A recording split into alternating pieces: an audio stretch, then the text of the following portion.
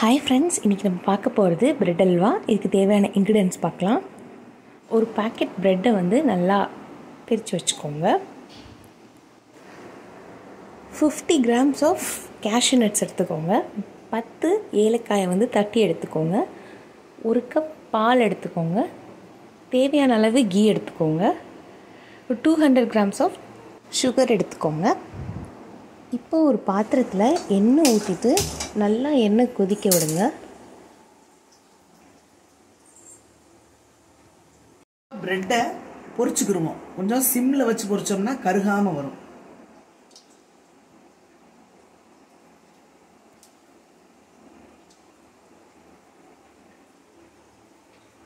கிறிஸ்பியாக பொரிக்கணும். சிம்லேயே வச்சு லோ ஃப்ளேம்லேயே பொரிச்சுக்கணும்.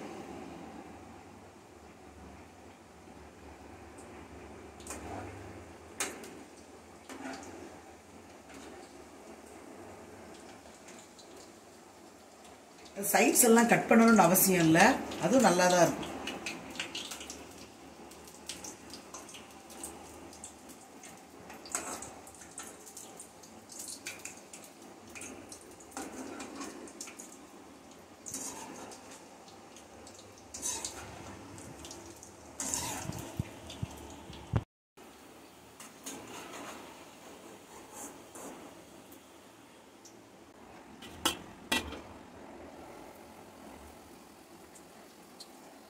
இப்போது ப்ரெட்டை நல்லா பொரித்து மொறுமொறுன்னு ரெடியாக எடுத்து வச்சுக்கிட்டோம்.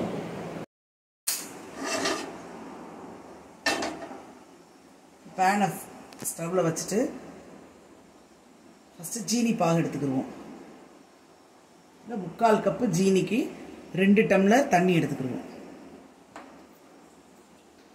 2 டம்ளர் தண்ணி ஊற்றிக்கிடுவோம்.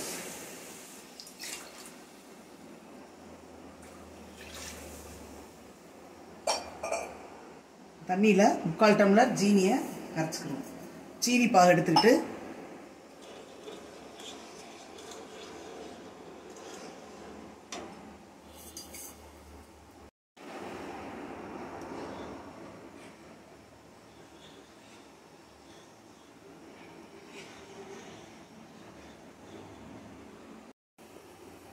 இப்போ சர்க்கரை பாகு நல்லா கொதிச்சிருச்சு. இதுக்கு கம்பி பதம் வரணும்லாம் அவசியம் இல்லை.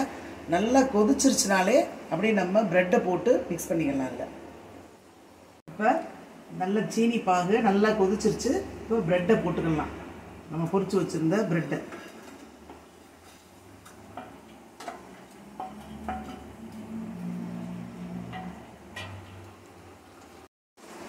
இப்போ ஸ்டவ்வை சிம் பண்ணிக்கிடுவோம்.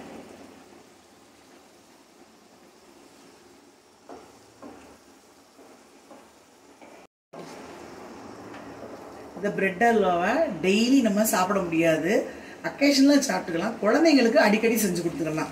பெரியவங்கெல்லாம் அக்கேஷனலாக சாப்பிட்டுக்குவோம். ஏன்னா இதில் சுகரும் அதிகமாக இருக்குது, ஆயில் கண்டென்ட்டும் அதிகமாக இருக்குது. அந்த ப்ரெட்டை பொரிக்கிறோம் இல்லையா, அதில் ஆயில் போட்டு பொரிக்கிறதுனால கொஞ்சம் எண்ணெய் ஜாஸ்தியாக தான் இருக்கும். எப்போயாவது ஒரு தடவை செஞ்சு சாப்பிட்டுக்கலாம். குழந்தைங்களுக்கு கொடுக்கலாம், நல்லது.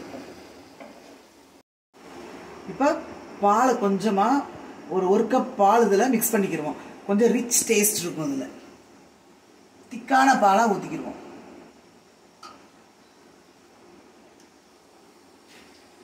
அது கூடவே கொஞ்சமாக ஏலக்காய் பொடியும் சேர்த்துக்குவோம்.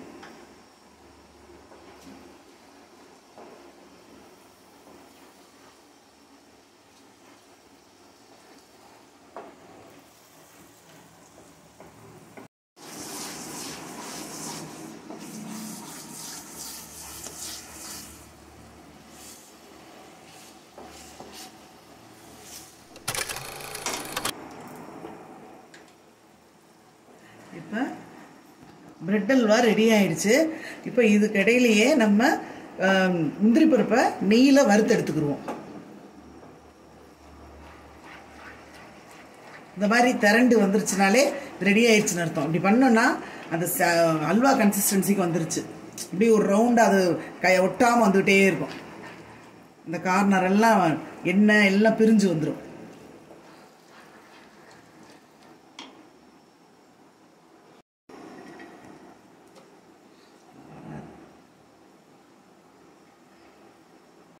வறுத்து எடுத்துக்கணும்.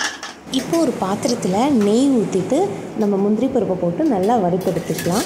அதை எடுத்துகிட்டு நம்ம ரெடி பண்ணி வச்சிட்ருக்க பிரெட் அல்வாவில் உள்ளே ஆட் பண்ணிக்கலாம்.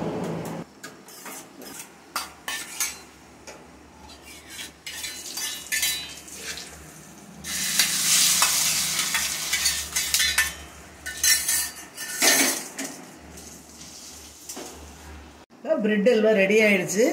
பார்த்தீங்கனாலே தெரியும், அது ஃபுல்லாக அந்த நெய் எண்ணெய் எல்லாம் பிரிஞ்சு வந்துருச்சு.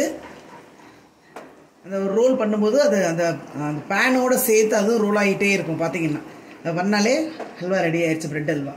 நீங்களும் ட்ரை பண்ணி பாருங்கள். இவ்வளோதா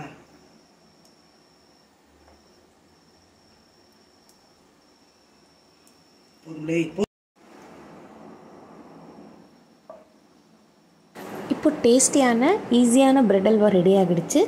நீங்களும் உங்கள் வீட்டில் ட்ரை பண்ணி பாருங்கள். ஈவினிங் ஸ்நாக்ஸ்க்கு வந்து சின்ன பிள்ளைங்களுக்கெல்லாம் கொடுத்துக்கலாம். பிரெட் அல்வா ரொம்ப டேஸ்டியாக இருக்குது. நீங்களும் ட்ரை பண்ணி பாருங்கள். Please subscribe, like and share. Thanks for வாட்சிங்.